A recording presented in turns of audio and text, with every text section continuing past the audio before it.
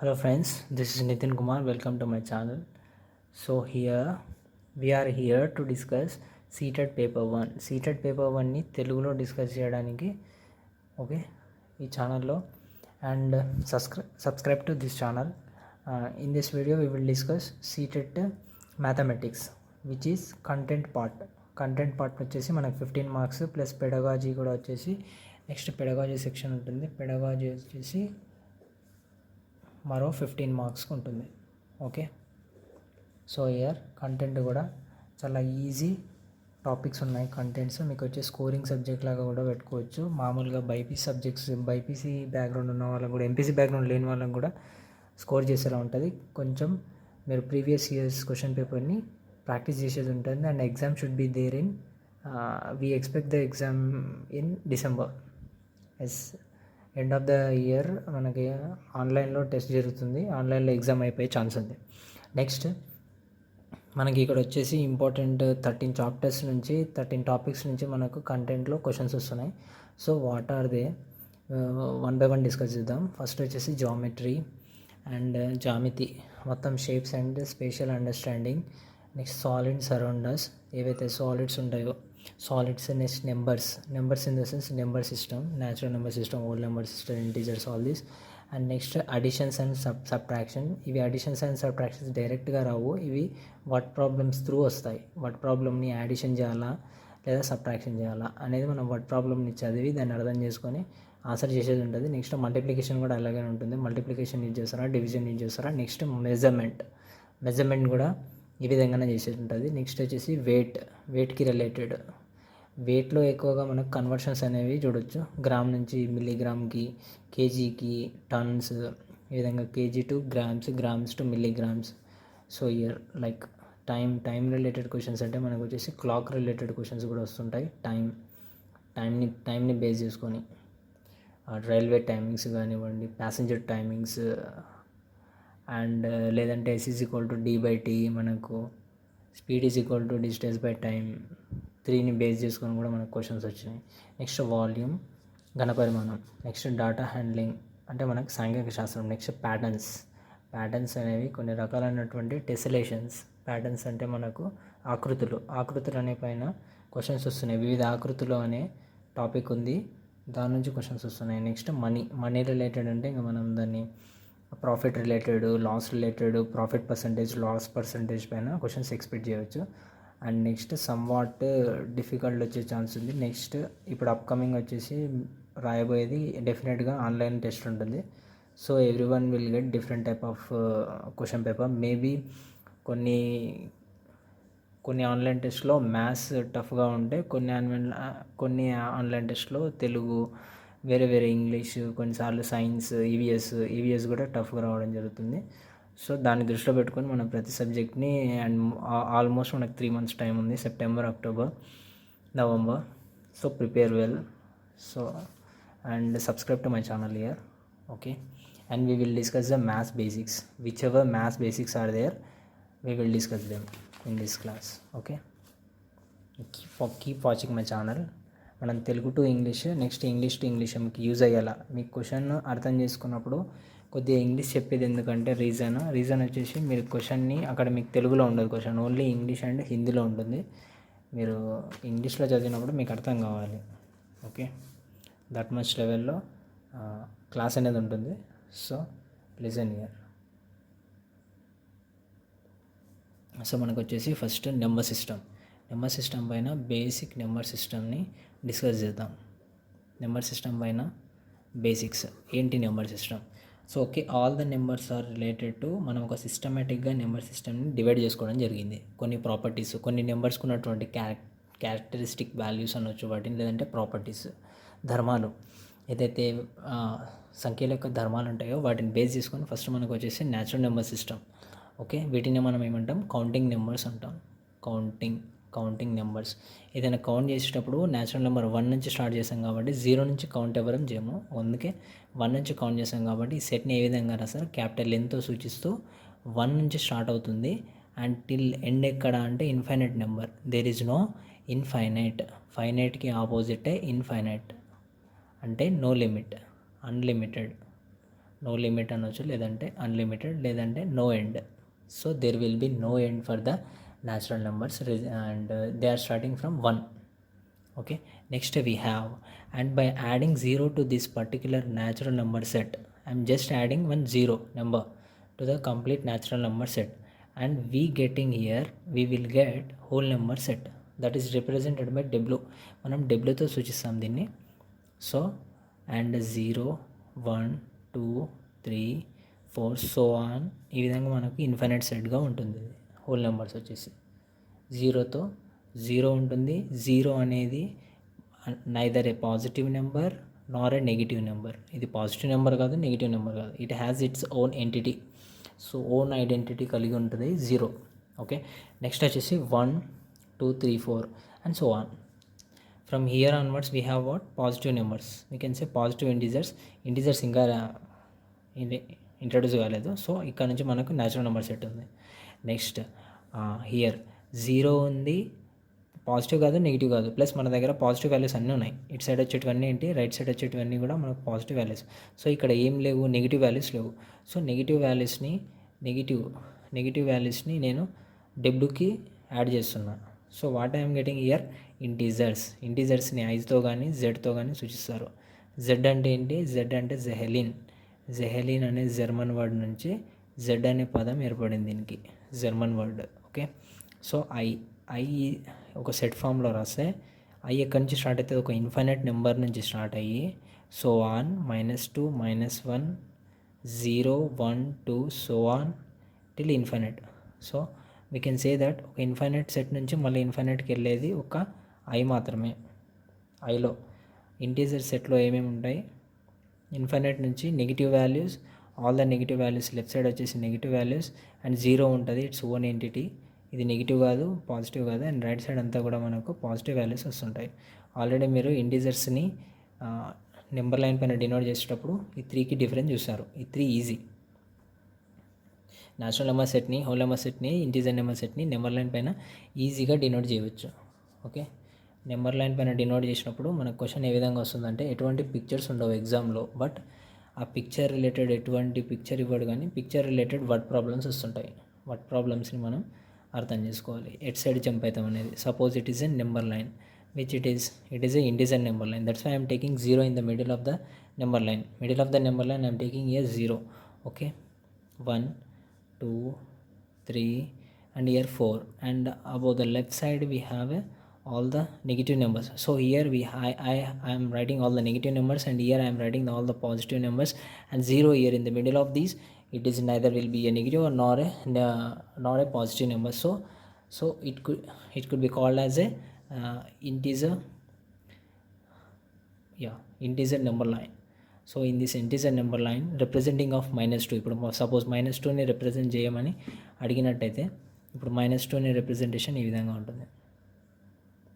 ఈ విధంగా -2ని కానీ +3 అన్నప్పుడు ఈ విధంగా మనం టిక్ చేయడం కానీ ఈ విధంగా చేసాం. So it could be easy. Next వచ్చేసటే మనకు ఈ ఇంటీజర్స్లోనే ఓకే, సో ఇక్కడ మనకు ఇంటీజర్స్లో ఉన్నవి. నెక్స్ట్ మనకు కోషియంట్స్, క్యూ. రేషనల్ నెంబర్స్ని క్యూతో ఎందుకు సూచిస్తామంటే వాటికి మరో పేరు వచ్చేసి కోషియంట్స్ అంటాం. అదే మనకు వచ్చేసి rationals. Okay, rational numbers. So Q ఏ విధంగా రాస్తామంటే p/q. ఏ ఫామ్లో రాయొచ్చు దాన్ని, p/q ఫామ్లో రాస్తాం. అంటే ఒక బై, ఇక్కడ ఒక డివిజన్ ఫార్ములాలో p/q ఫామ్.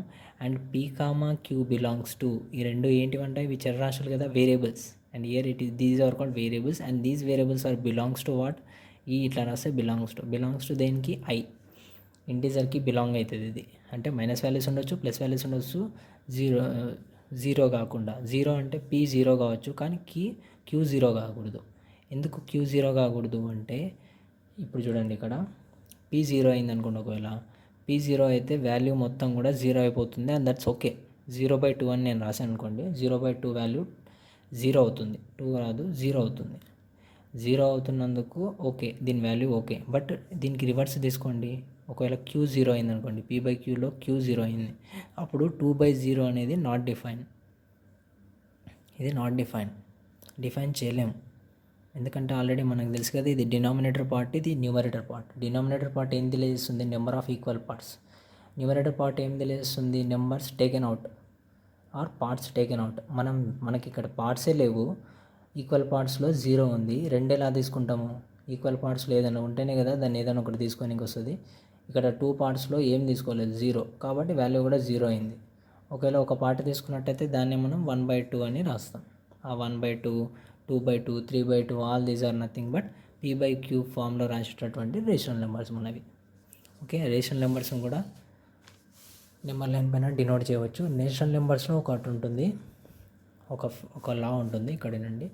నెక్స్ట్ వచ్చేసి లా ఆఫ్ డెన్సిటీ అనేది ఒకటి ఉంటుంది. లా ఆఫ్ డెన్సిటీ, సాంద్రత నియమం. దీన్ని ఏమంటారు? సాంద్రత నియమం. సాంద్రత నియమం ఎందుకు? లా ఆఫ్ డెన్సిటీలో ఏం చెప్తుందంటే, సో మనకు రేషనల్ నెంబర్స్ ఈ విధంగా డినోట్ అవుతే 1/7, 2/7, 3/7 ఈ విధంగా నేషనల్ నెంబర్స్ రాసాం కదా, 4/7 ఇవి రాస్తున్నప్పటికీ కూడా, అండ్ 1/7, 3/7 ఈ విధంగా కాకుండా 1, 2, 3, 4 అని రాసినప్పుడు ఈ 3కి 4కి మధ్యన కూడా ఒక 2 ఇంటీజర్స్ మిడిల్లో ఒక ఇన్ఫైనైట్ నెంబర్ ఆఫ్, ఇన్ఫైనైట్ అంటే అనంతమైనటువంటి ఏంటి, p/q ఫామ్లో రాసేటటువంటి రేషనల్ నెంబర్స్ ఎగ్జిస్ట్ అయితే అంటే రాయొచ్చు. మనం మీన్ మెథడ్తో చేస్తాం. ఇక్కడ 3+4, ఈ 3కి 4కి మధ్యన ఉన్నది మెథడ్ రావాలంటే ఇట్లా 3+4/2 చేయాలి. అప్పుడు 4+3 7/2 అవుతుంది. అంటే 7/2 అనేది ఎక్కడ ఉంటుంది? 3కి 4కి మిడిల్లో ఉన్న వాల్యూ.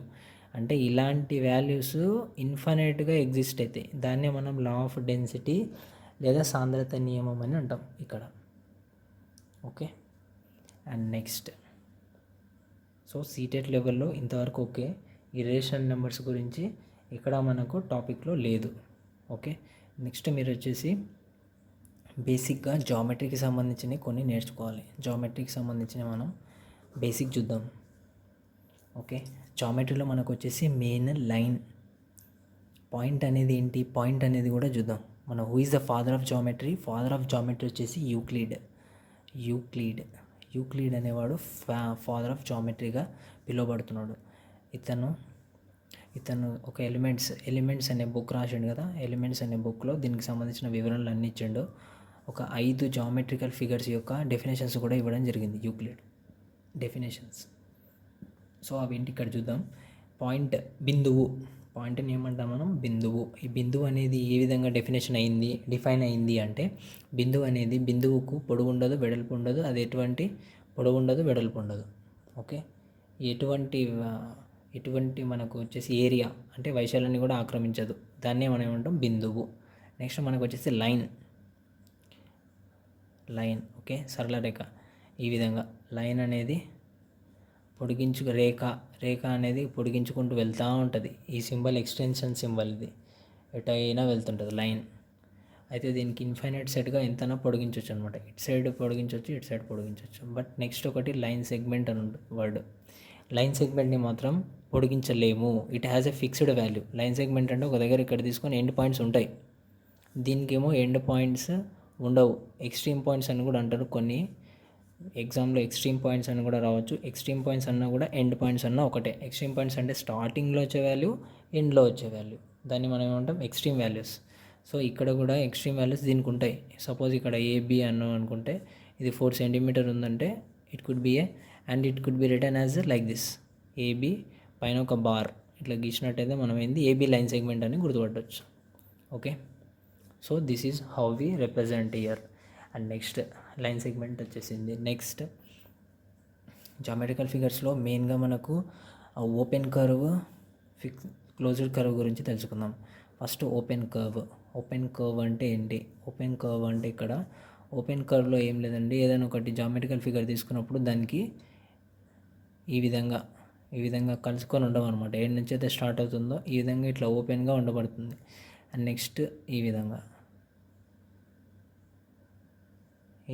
ఉన్న వాటికి ఇవి ఓపెన్ కర్వ్స్కి ఎగ్జాంపుల్. ఇంకా క్లోజ్డ్ కర్వ్స్ అంటే చాలా ఉన్నాయి. ఇప్పుడు మనం వాడేవి ట్రయాంగిల్ కానివ్వండి, ఓకే, పాలిగాన్లో ఏది తీసుకున్నా కూడా, పాలిగాన్లో తీసుకోవడం, సర్కిల్లో తీసుకున్నట్టయితే ఇవన్నీ కూడా మనం ఏమని చెప్పవచ్చు? క్లోజ్డ్ కర్వ్స్ అయిపోతాయి. క్లోజ్డ్గా ఉంటుంది దాని curve. Okay, and next we have here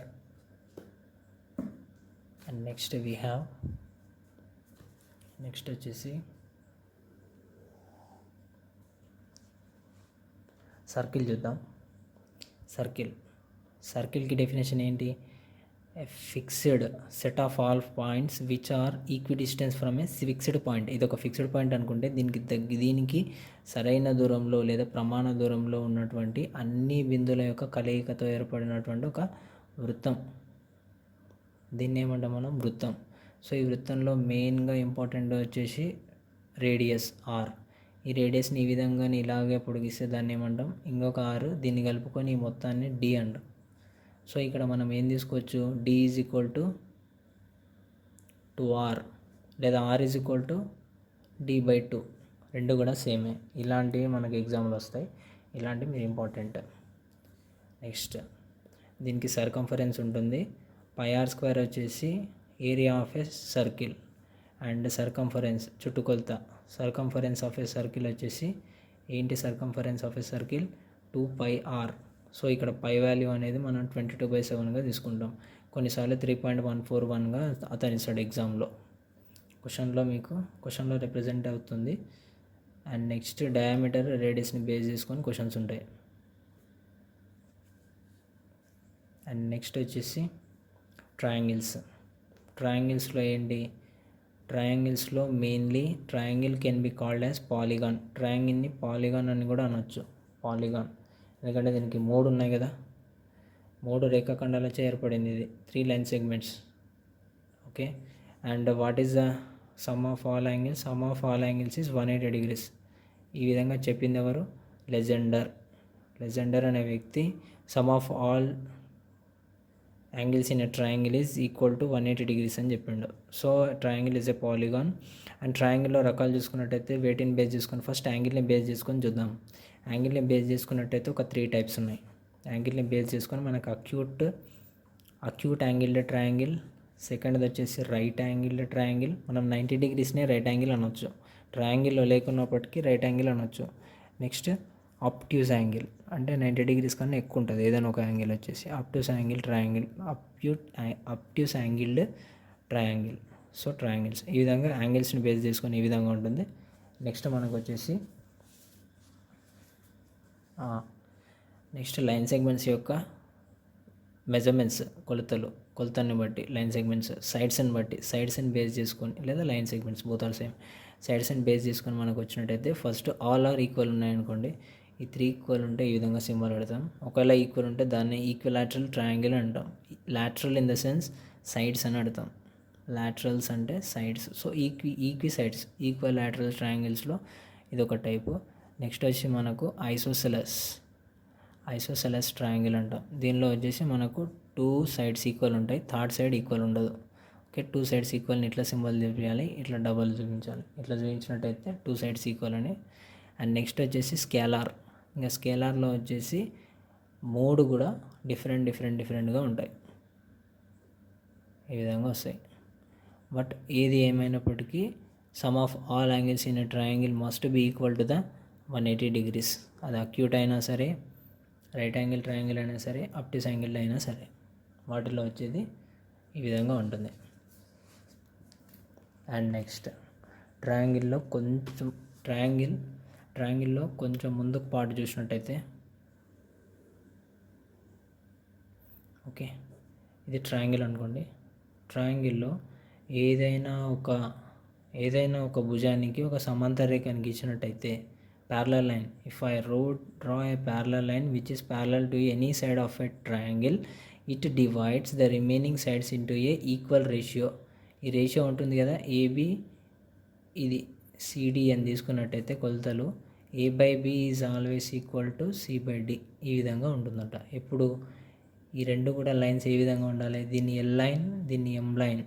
so L parallel to M ఇక్కడ, అంటే ఎల్ ప్యారలల్ టు ఎం ఉంటే ఈ యొక్క రేషియోస్ అది డివైడ్ చేసేటటువంటి రేషియోస్ ఈక్వల్ ఉంటాయి. ఒకవేళ రేషియోస్ ఈక్వల్ అయినట్టయితే ఈ 2 lines ప్యారలల్ అని చెప్పవచ్చు. కాన్వర్స్ అంటారు ఇది. దీని నుంచి ఇది చెప్పవచ్చు, ఇది నుంచి ఇది చెప్పవచ్చు. రివర్స్ అనొద్దు, కాన్వర్స్ అనాలి.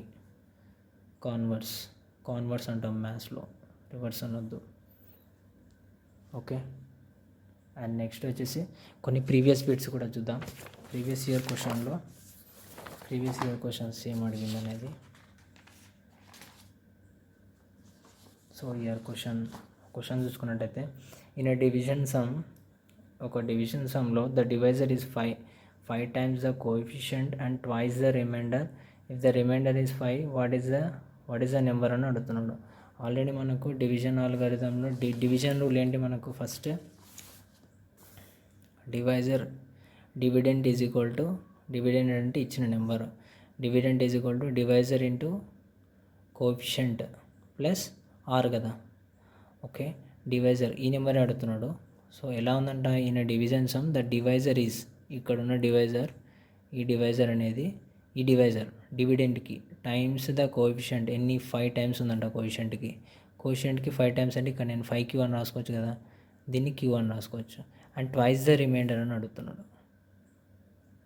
q and the twice the remainder అన్నప్పుడు 5 times ఉందంట దీనికి, దీన్ని 2గా తీసుకుంటే 2q తీసుకుంటే it will become 10q, 5 times కదా, 2 5s are 10.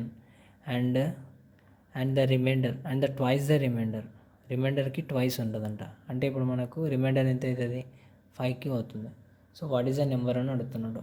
All will be the 10q into 20q plus 5q 20 25. So 20 plus ఇక్కడ 25, 10 to the 20 కదా, 10 to the 20q plus 5q ఏమవుతుంది మనకు, క్యూని కామన్ తీసుకుంటే 25 నెంబర్ వస్తుంది. Okay, answer is 25. ఈ విధంగా ఒక 4 questions డిస్కస్ చేద్దాం. And year see the sum of 5 consecutive numbers. ఇక్కడ మనకు consecutive numbers in the sense 1 after 1 వచ్చేది. ఇప్పుడు మనం ఇంతకుముందు ఏదైతే న్యాచురల్ నెంబర్ సెట్ రాసేటప్పుడు 1 2 3 4 అని రాసామో, కాన్సిక్యూటివ్ అంటే లైన్గా ఉండాలన్నమాట, 1 after 1 సిరీస్లో ఉండాలి. కొన్ని ప్లేస్లో మనం సైన్స్లో అయితే సిరీస్ అంటాం, ఇక్కడైతే కాన్సిక్యూటివ్గా ఉండాలి, 1 after 1. కాన్సిక్యూటివ్ నెంబర్ లైన్ ఎప్పుడు తీసుకున్నా సరే మనము is 20. Some of 5 consecutive numbers is 20. What is the sum of first 3 consecutive numbers అని అడుగుతున్నాడు. అంటే ఇక్కడ 5 consecutive నెంబర్స్ని మనం ఎటన్నా తీసుకోవచ్చు. ఇప్పుడు దీనికి డిఫరెన్స్ ఎంత, -1. ఇక్కడ డిఫరెన్స్ ఎంత, +1. ఈ విధంగా తీసుకున్నట్టయితే మనకు 5 అడుగుతున్నాడు. 5 అడుగుతున్నప్పుడు ఫస్ట్ది కాన్సిక్యూటివ్ నెంబర్ ఏమవుతుంది, a-2 ప్లస్ a-1 ప్లస్ ఏ వస్తుంది కదా, తర్వాత a+1, తర్వాత ఇంకోటి ఏంటి a+2. ఈ విధంగా తీసుకోవాలి. ఈ మొత్తం సమ్ ఎంత ఉందంట, ఈ మొత్తం దేనికి ఈక్వల్ అంట, 20కి ఈక్వల్ అంట. 20కి ఈక్వల్ అన్నప్పుడు ఫస్ట్ 3 ఎంత అని అడుగుతున్నాడు. ఈ 3కి ఫస్ట్ ఏ వాల్యూ ఫైండ్ అవుట్ చేద్దాం, తర్వాత ఈ ఏలో సబ్మిట్ చేస్తే అయిపోతుంది, సబ్స్టిట్యూట్ చేస్తే అయిపోతుంది. ఇక్కడ ఏ ఈ ప్లస్ ఏ 2a 3a 4a 5a. So మొత్తానికి మనకు 5a వచ్చింది. ఇక్కడ -2 -1 రెండు యాడ్ చేస్తే -3 ఇక్కడ +1 క్యాన్సిల్ అవుతున్నాయి. +1 -1 -2 +2. అడిటివ్ ఐడెంటిటీ మనకు 0 కాబట్టి ఇవి అడిషన్ ఉన్నప్పుడు క్యాన్సిల్ అయితే 0 వస్తుంది value. So 5a = 20. Then a = 20/5. అప్పుడు ఏమవుతుంది, 5 1 5 4 ఏ వాల్యూ 4 వచ్చింది మనకు. జస్ట్ ఈ ఫస్ట్ 3లో ఇవి 3 కదా మనం తీసుకున్నది, a-2 a-1 a+1 a+2. మనం ఏ నుంచి కూడా తీసుకుంటుంటే కానీ అది ఆన్సర్ పెద్ద అవుతుంది. సో ఇక్కడ a-2 అన్నప్పుడు ఆన్సర్లో సబ్మిట్ చేస్తే 4 - 2 ప్లస్ 4 - 1 ప్లస్ 4 అని వచ్చింది. సో 4 - 2 అంటే ఇక్కడ 2 ప్లస్ 4 - 1 అంటే 3 ప్లస్ 4 4 + 3 7 7 + 2 9 ఈజ్ ద ఆన్సర్.